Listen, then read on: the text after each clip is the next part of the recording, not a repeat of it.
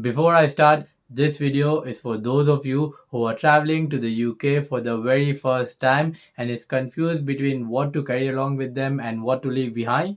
This might look like a very simple task to you, but trust me, it's not. The real anxiety kicks in when it comes for you to decide what to take and what not to when you start packing your bag.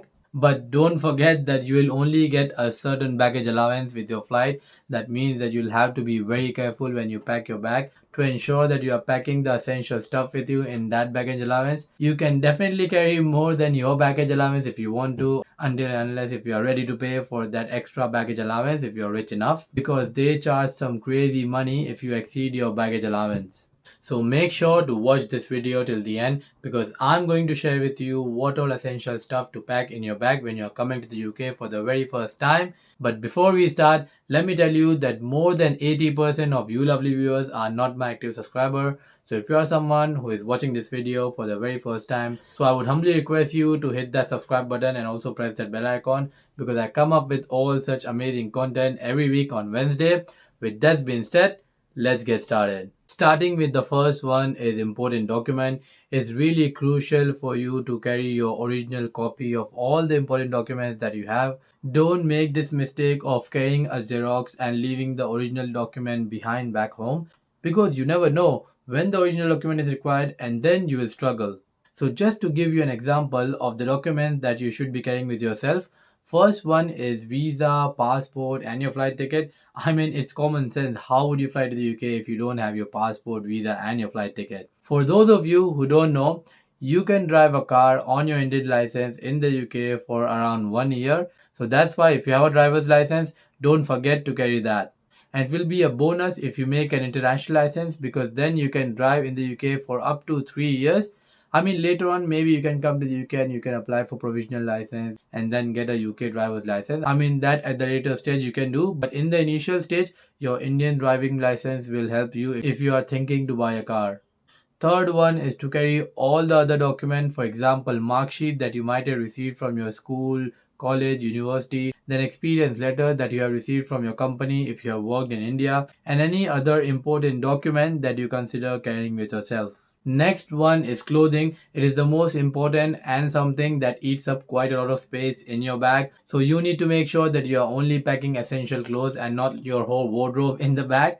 Because trust me, not everything in the UK is expensive. Some clothing wear are even cheaper than what you get in your home country, and some clothing wear are of the same price that you get in the home country. So it's better to only get those stuff that you already have. No need to purchase anything new. I mean, you can come to the UK and then you can buy stuff. So if I have to give you a list of things that you should be packing in your bag and the things that you shouldn't be. So starting with the first one is a pair of trousers or jeans. So if you have jeans or trousers, so make sure to only put 2 or 3 pairs. I mean, there is no need to put more than that because it's gonna put an extra weight in your bag. Second one is a pair of shirts and t-shirts. I mean, you can put a pair of 5 or 6 and it can be based on person to person's choice. I mean, if you have more shirts or t-shirts, you can pack that in your bag and then you can reduce the weight in some other category, but then again it depends on you.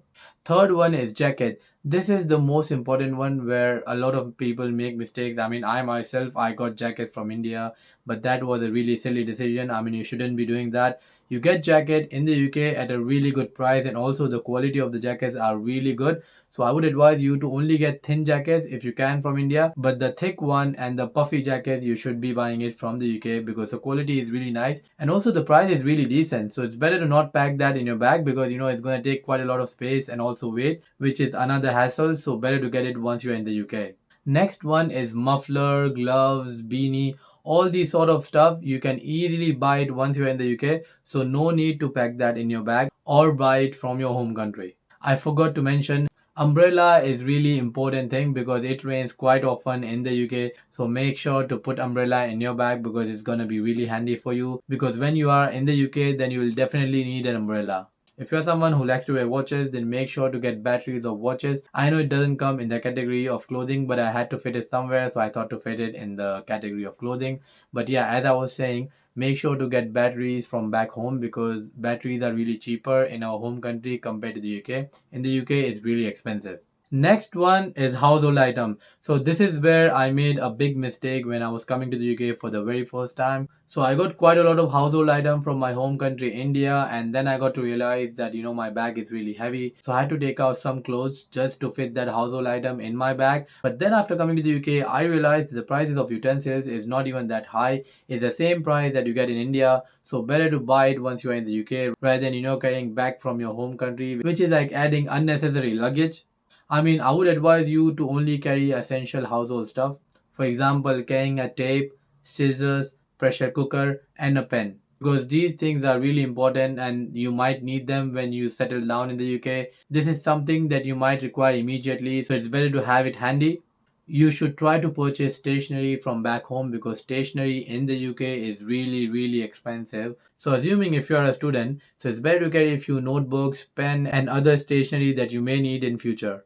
Next one is electronics. So things like UK adapter, power bank, extension is something that comes really handy when you first settle down in the UK because you're gonna move to a different country. So UK adapter is really important if you are coming from a country like India because the power plug in India is different. So better to buy it and get it yourself because you will need it as soon as you land in the UK. Power bank is something which you may require if you want to charge your phone and other stuff. So it comes really handy. Extension is also really important and comes really handy because when you are moving to a new place you don't know how many electrical sockets you have. Just in case if you have one or two, then extension can help you charge your multiple devices. The last and the most important one is beauty and healthcare products. We all have set of preferences when it comes to shampoo, face wash, soap, conditioner, etc. So make sure to pack loads of them so that you are covered until you go back to your home country on holiday. Taking my own example, I use face wash from a particular brand that is only available in my home country. So whenever I go on holiday, I purchase loads of them so that it gets me covered for at least a year. So you can do the same. The next one is healthcare products. So I would advise you to try to pack basic medication with you on prescription of doctor so that you can treat yourself in case you fell sick. If in case you have any medical condition, then get in touch with your doctor immediately and have a word with them that you're going to leave the country and get your prescription accordingly. And also, don't forget to carry along your prescription with you just in case if you ran out of your medication, then you can always go to your nearby pharmacy to get an alternative. Well, this brings us to the end of the video. I hope that you find the video informative. If you did, then don't forget to smash the like button. I come up with all such amazing content every week on Wednesday. So don't forget to hit the subscribe button if you haven't done already. If you have any suggestion for me and if you want me to make a video on that, don't hesitate to put down in the comment section. I'll try to make a video on that. With that being said, bye for now.